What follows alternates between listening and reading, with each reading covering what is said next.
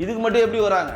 விஜய் வரார் வாங்க, மாசை காட்டணும், மாசு பட்டா மாசு காட்டணும், மாசு காட்டலன்னா அவ்வளவுதான் தலைவர்ன்ட்டு எல்லாரும் உசுப்பேத்தி விட்டு,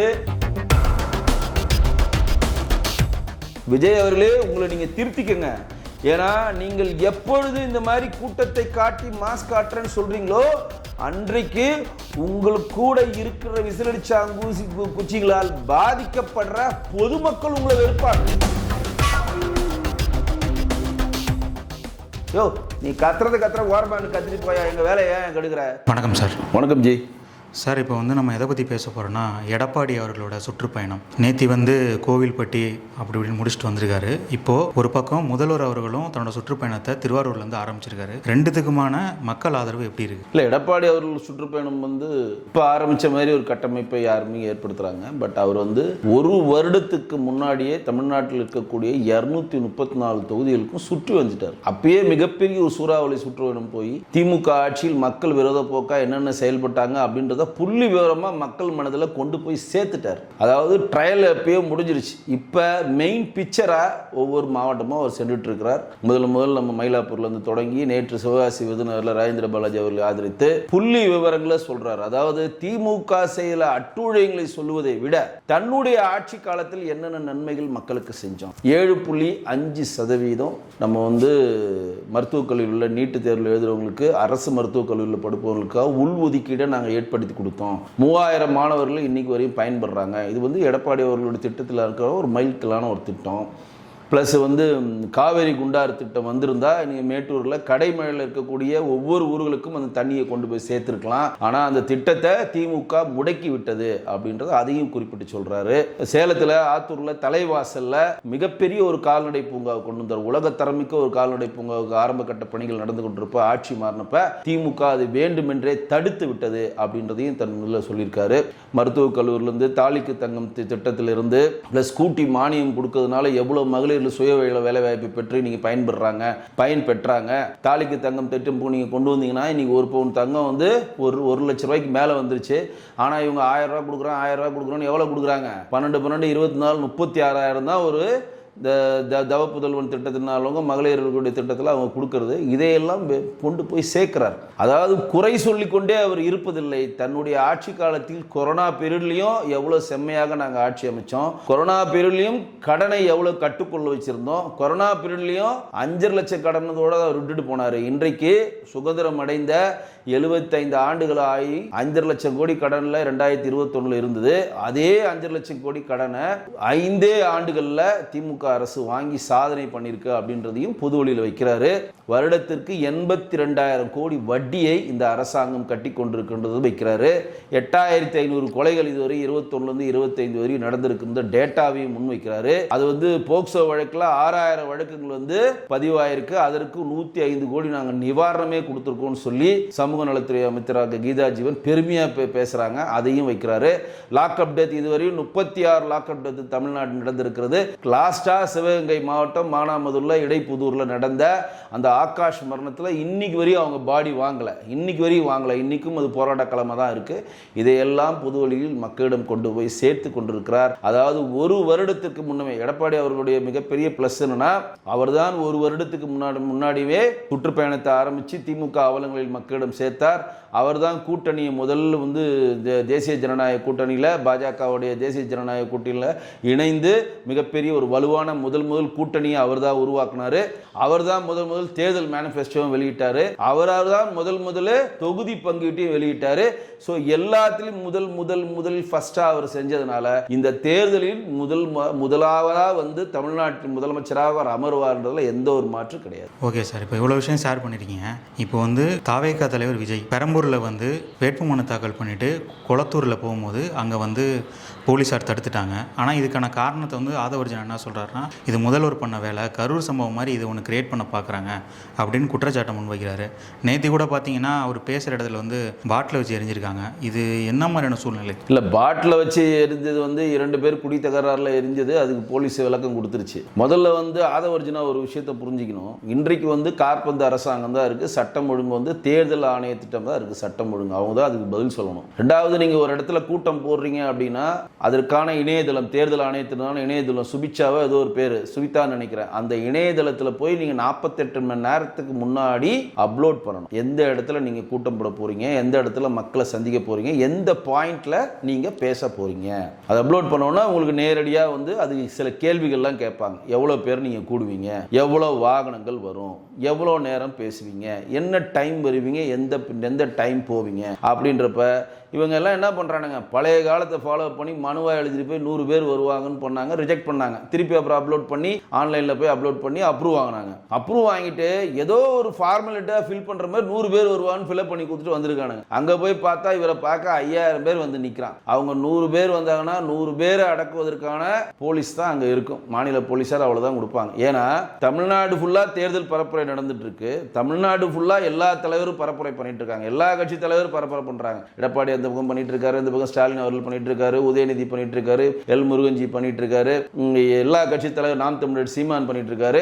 ஆனா தமிழ்நாட்டில் என்ன ஃபோர்ஸ் போலீஸ் இருக்கோ அவ்வளவுதான் ஃபோர்ஸ். இவங்க எல்லாருமே பரப்புரை பண்றதுனால 10 பெட்டாலியன் வந்து இறக்க முடியாது. அது இல்லாம விஜய் அவர்கள் பிரச்சாரம் பண்றதுனால மாண்புமிகு முதலமைச்சரை விட விஜய்க்கு அதிகமான பாதுகாப்பு தர முடியாது, மாண்புமிகு நம்மளுடைய எதிர்கட்சி தலைவர் எடப்பாடி அவர்களை விட அதிகமான பாதுகாப்பு தர முடியாது. நீங்கள் எவ்வளவு பேர் கூடுவீங்க, என்ன டைம் கூடுவீங்கன்றதை நீங்க மென்ஷன் பண்ணீங்கன்னா அதற்குண்டான பாதுகாப்பை தான் தேர்தல் கமிஷன் வழங்கும். அதோட அதிகாரம் ஃபுல்லா தேர்தல் கமிஷன் இருந்துச்சு. நீங்க என்ன நினைக்கிறீங்க, நாங்க நினைச்சோம் 100 பேர் ஆனா 5000 பேர் வந்தாங்க, எனக்கு ப்ரொடெக்ஷன் கொடுங்க அப்படின்னா கொடுக்க முடியாது. ஏன்னா நீங்கள் வேணால் மக்கள் கொண்டாடுற, உங்க ரசிகர்கள் கொண்டாடுற ஒரு தலைவரா இருக்கலாம். தேர்தல் ஆணையத்தை பொறுத்தவரை நீங்க 4 பேர் போட்டியிடல, நீங்க ஒரு போட்டியாளர், அவ்வளவுதான். நீங்க நடிகரா இருந்தா வச்சுக்க, 800 கோடி சொத்து வச்சிருக்க வச்சுக்க, அது உன்னுடைய தனிப்பட்ட சாமர்த்தியம். அதை வந்து தேர்தல் ஆணையத்தில் நீங்க பிரஷர் பண்ண முடியாது. அவர்கள் தேர்தல் ஆணையத்தை பொறுத்தவரையும் மாண்புமிகு முதலமைச்சர் திரு மு.க. ஸ்டாலின் அவர்களும், மாண்புமிகு எதிர்க்கட்சி தலைவர் திரு எடப்பாடி கே. பழனிசாமி அவர்களும், நம்மளுடைய அண்ணன் சீமான் அவர்களும், திருமாவளவன் அவர்களும், அண்ணாமலை அவர்களும்,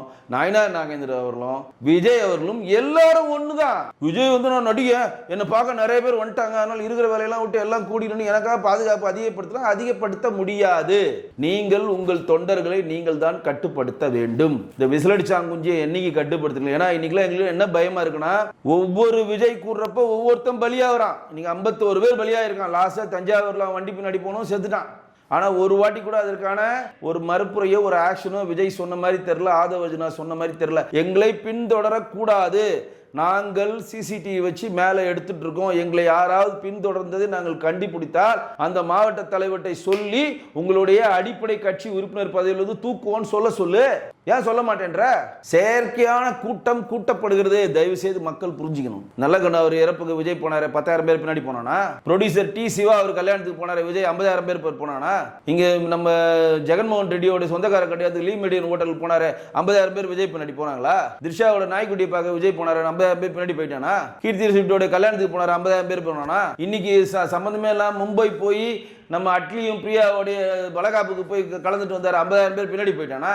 நீங்க வந்ததும் தெரியல, போனதும் தெரியல. இதுக்கு மட்டும் எப்படி வராங்க? விஜய் வராரு வாங்க, மாச காட்டணும், மாசு பட்டா மாஸ் காட்டணும், மாஸ் காட்டலன்னா அவ்வளவுதான் தலைவர்ன்ட்டு எல்லாரும் உசி பேத்தி விட்டு வீட்டில் இருந்தவனு கையில் கட்ட கர்ப்பிணி பெண்கள் எல்லாம் ரோடுக்கு வர வச்சு இந்த மூஞ்ச பார்க்கறதுக்கு, இது செல்ஃபி எடுக்கிறதுக்கு எல்லாம் வாங்கன்னு கூப்பிட்டா இந்த மாதிரி தான் நடக்கும். தயவு செய்து தமிழ்நாட்டில் இருக்கக்கூடிய தாய்மார்களும் தமிழ்நாட்டில் இருக்கக்கூடிய தந்தைமார்களுக்கும் இந்த காணொலி மூலம் ஒரு கோரிக்கை வைக்கிறேன். உங்கள் பிள்ளைகளை தயவு செய்து பாதுகாப்பாக பிடித்துக் கொள்ளுங்கள். விஜய் பார்க்கிற ஆர்வத்தில் உங்கள் பிள்ளையை இழந்து விடாதீர்கள். நீங்கள் கட்டுக்கோப்பா வளர்த்திருப்பீங்க, பாவம் அவளை படிக்க வச்சு சீராட்டி பால் ஊட்டி வளர்த்து உங்க பேச்சை கேட்காம தற்கூரி கூட்டத்தில் போய் இந்த அரலூசுங்க பாலிட்டிஷியன் போய் மாட்டிக்கிட்டு தன் உயிரை ஏற்கனவே 52 பேர் செத்துருக்கான். தயவுசெய்து உங்க பிள்ளைகளை முடிஞ்சா கட்டி போட்டு வீட்டில் வச்சுக்கோங்க. இல்லாட்டி இவர்கள் பிணத்தின் மேல அரசியல் செய்வதற்கு தயங்காதவர்கள். அதுதான் சொல்லுவேன், ஒவ்வொரு வாட்டியும் சொல்றோம். தயவு செய்து கூட்டத்தை நீங்கள் முன்னாடியே வந்து கட்டுப்படுத்துங்க. ஒரு பாயிண்ட்னா அந்த பாயிண்ட்ல இருந்து பேசுங்கன்னா தன்னால் எப்படி எழுச்சியா வராங்க, கட்டுக்கடங்காம வராங்க, ஒரு பிம்பத்தை கட்டமைக்கிறாங்க. கட்டுக்கடமா வரவன் ஏன் நான் சொன்ன இந்த இதுக்கெல்லாம் வரமாட்டேன்றான்? நல்ல கண்ணு சேர்த்தப்ப ஏன் கட்டுக்கடங்காம வரல அவங்க பின்னாடி? ஏன் வந்து ப்ரொடியூசருடைய கல்யாணத்துக்கு டிசிவ கல்யாணத்துக்கு போறப்ப கட்டுக்கடங்காம வரல? ஏங்க வரல?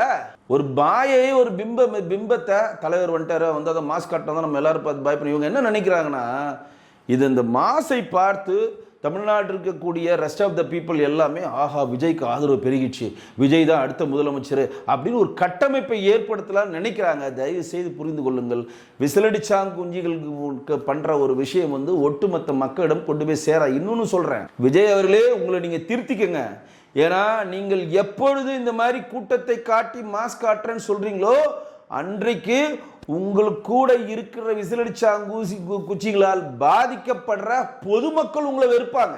பெரம்பூர்லயும் ஆர்கே நகர்லயும் அவர் வந்து ரோடை ஸ்தம்பிச்சவனா 3 மணி நேரம் டிராபிக் ஜாம். அந்த 3 மணி நேரம் அங்க நிக்கிறவன் உன்னை வாழ்த்துவானா? சொல்லுங்க, உன்னை வாழ்த்துவானா? 3 மணி நேரம் நிக்கிறவன் காரி துப்புவான்.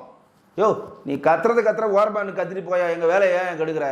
நாங்கள் வேலை வாய்ப்பை கெடுத்து விட்டா நாங்கள் வேலைக்கு போக முடியல, ஸ்கூலுக்கு போக முடியல, கல்லூரிக்கு செல்ல முடியல, மருத்துவமனைக்கு செல்ல முடியலன்ட்டு கத்துவனால இயல்பு தானே. நீங்கள் வண்டி ஓட்டிகிட்டே போகிறீங்க, திடீர்னு ஒருத்தர் வந்து பெருங்கூட்டத்தை கூட்டி நீங்கள் உங்களுடைய வேலையை செய்ய விடாமல் ஒருத்தர் தடுத்தா நீங்கள் அவனை வாழ்த்துவீங்களா? எங்கெங்கே நீங்கள் பெருங்கூட்டம் கூட்டி எங்கெங்கே பப்ளிக்கை டிஸ்டர்ப் பண்ணுறீங்களோ அந்த பப்ளிக்லாம் உங்களை ஓட்டு போடாமல் திருப்பி அடிப்பார்கள். அதான் நிதர்சனமான உண்மை.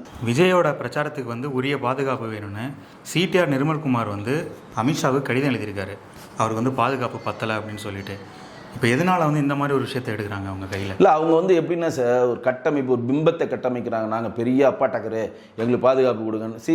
இந்த உள்துறை அமைச்சகத்துக்கு எதுக்கு அவர் கடிதம் எழுதுறாரு? தேர்தல் ஆணையத்துக்கு தான் அவர் கடிதம் எழுதணும். இங்கே என்ன அரசாங்கம் இருக்குது? கார்பந்து அரசாங்கம் இருக்குது. மாண்பு முதலமைச்சர் மு க ஸ்டாலின் நினைச்சாலும் இங்கே ஒன்றும் செய்ய முடியாது. நீங்கள் எதை செய்யினாலும் தேர்தல் கமிஷனுடைய ஆர்டரோடு தான் நீங்கள் செய்யணும். அதனால தான் இங்கே அர்ச்சனா பட்நாயக், தமிழ்நாடு தேர்தல் ஆணையர் வந்து அர்ச்சனா பட்நாயக் வந்து யார்கிட்ட விளக்கம் கேட்குறாங்க? தமிழ்நாடு தேர்தல் அதிகாரி குருபரன்ட்ட கேட்குறாங்க, நீங்கள் எவ்வளோ போலீஸ் வச்சுருக்கீங்க, எவ்வளோ போலீஸ் கொடுக்கணும். அப்போ அவன் டேட்டா எடுத்து காட்டுறாரு. எப்பா இவ்வளோ தான் அப்ளை பண்ணாங்க, இவ்வளோ 100 பேர் தான் வரேன்னு சொன்னாங்கன்னா 100 பேருக்கு உண்டான 100 பேர் போலீஸ் கொடுத்துட்டாங்க, முடிஞ்சு போச்சு. ஏங்க நீங்கள் அரசாங்கம் வந்தால் எல்லாமே டேட்டா தாங்க. 10,000 பேருக்கு உண்டா உங்களுக்கு அனுமதியே இல்லைங்க. 300 பேர் மேலே கூட முடியாது தெரியுமா உங்களுக்கு? நீங்கள் என்ன பொதுக்கூட்டமாக போடுறீங்க? உங்களுக்கு வந்து தமிழ்நாட்டில் இருக்கக்கூடிய விஜய்க்கு மட்டுமே தமிழக போலீஸார் வேலை செய்ய முடியும். எல்லா தலைவர் பரப்புரையில் இருக்கிறாங்க, எல்லாரும் பிஸியாக இருக்கிறாங்க. இவர் போவாராம் கூட்டத்தை. இப்போ நான் சொல்கிறேன், நீங்கள் ப்ரைவேட்டாக பவுன்சர் வச்சுருக்கீங்களா? கூட்டத்தை கட்டுப்படுத்திக்கங்க. ஏன் கூட்டம் கூடுறீங்க? நீங்கள் பாயிண்ட்ல 3000 பேர்னா 3000 பேர் தானே வரணும். நீங்கள் வேண்டுமென்றே ஒரு சீனை காட்டிக்கிட்டு, இப்போ நிர்மல்குமார் போன்றாரெல்லாம் பாருங்கள், எங்கள் கூட்டத்தை நாங்கள் பயங்கரமாக முடிச்சு எங்களால் கட்டுப்படுத்த முடியல, அவங்களுக்கு ஆதரவு தரல, பாட்டில் ஊற்றி அடிக்கிறான். 2 பேர் பிடிச்சிட்டு பாட்டில் எவனோ அடிச்சிருக்கான், அது தப்பு. அவனை அரெஸ்ட் பண்ணிட்டாங்க, வேலை முடிஞ்சு போச்சு. நீங்கள் செயற்கையான ஒரு கூட்டத்தை, பிம்பத்தை ஏற்படுத்தி அதன் மூலம் பல உயிர்களை கொல்ல நீங்க காத்திருக்கீங்க. தயவு செய்து தமிழ்நாட்டு தாய்மார்களே, தந்தைமார்களே, உங்களுடைய விசிலடிச்சாங்குடிஞ்சி பிள்ளை உங்களுக்கு பிறந்திருந்தால் அவனை பிடித்து வைத்துக் கொள்ளுங்கள், கட்டி வச்சுக்கோங்க வீட்டில். இல்லை உங்க பிள்ளையை நீங்க இழந்துருவீங்க இந்த தற்கொலை கூட்டத்தால. இது ஒரு எச்சரிக்கையாகவே நான் சொல்றேன். பல்வேறு கருத்துக்களை எங்களோட பகிர்ந்திருக்கீங்க. மிக்க நன்றி. நன்றி.